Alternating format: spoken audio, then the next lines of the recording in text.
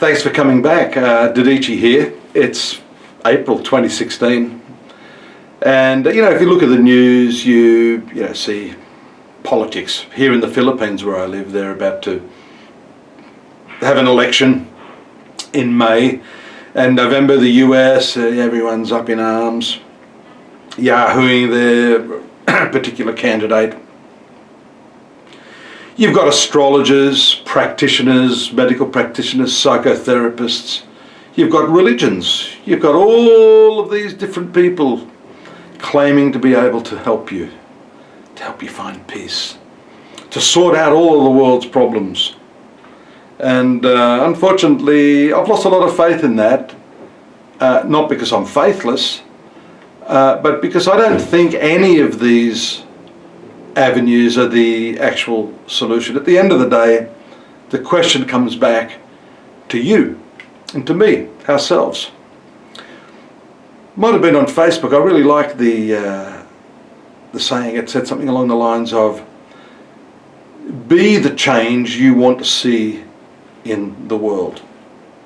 Look, I'm not saying that some people don't have, serious problems that need addressing through psychotherapy or psychology, actual chemical problems, genetic problems. That's not what I'm saying. The vast majority, however, do you honestly believe in the past couple of thousand years that politics has actually achieved all that much? Really? We got rid of slavery, right? But, we still have the inequality between black and white. That's still something that we're fighting for. Wars, don't start me on wars, right? The military complex, they've got the political lobby stitched up. So you start to wonder, who is it that these politicians are really trying to help? So, maybe there are some political leaders with good intentions, but, the road to hell was paved by people of good intention.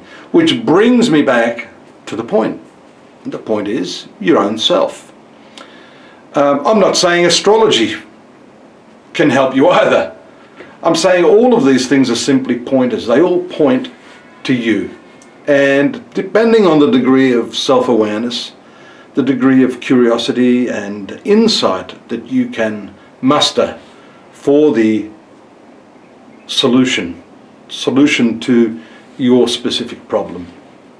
Because really the society and the world as a whole is just a conglomeration of individual selves. And I've always maintained that if we work on that self, our own selves, without pointing the finger at everyone else, then slowly but surely things would start to fall in place.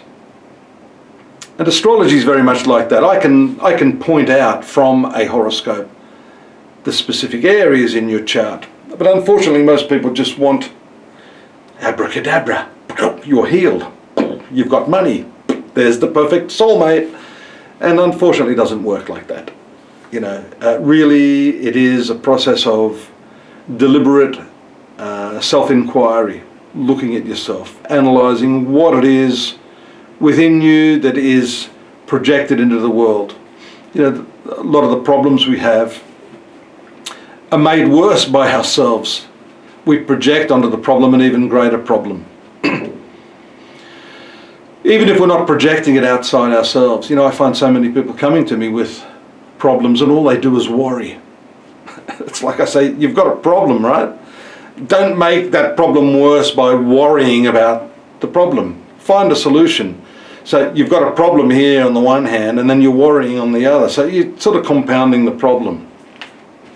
And so astrology points you in that direction of how to, look at yourself, work on yourself rather than trying to change everything around you.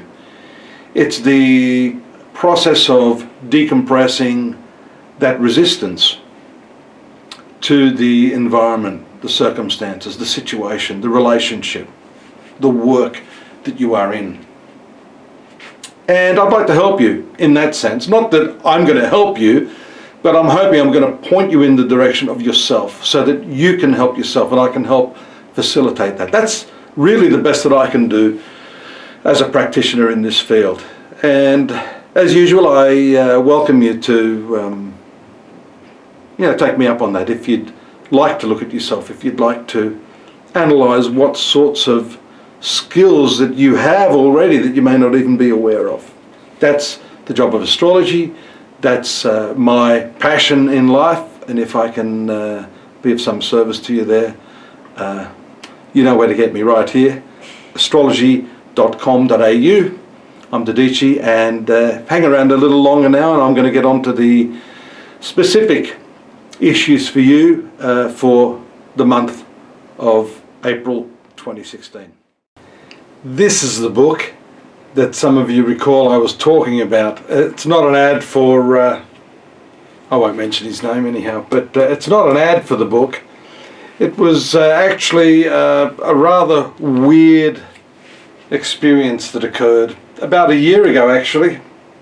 You probably see the book is still quite wet, but let me start at the beginning.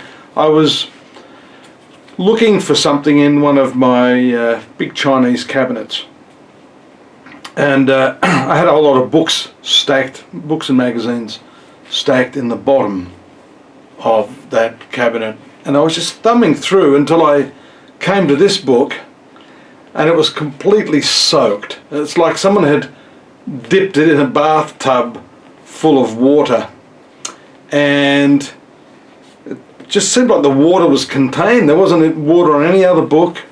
There wasn't any leak. I looked underneath to see whether there was some water. Obviously nothing had spilt because of, again, some of the other books would have been wet. It was dripping wet, and till this day it's sort of dry. We put it out in the sun, we've opened it, we've let it air. It's still quite damp. So make of that what you will, but I just had a sense maybe I need to go back to this book and have a little bit of a read. And I'll keep you posted if there's anything that I can share with you. Stay tuned, we're going to get on to the introduction for the month of April 2016, and then on to the 12 horoscopes, yours included. Take care.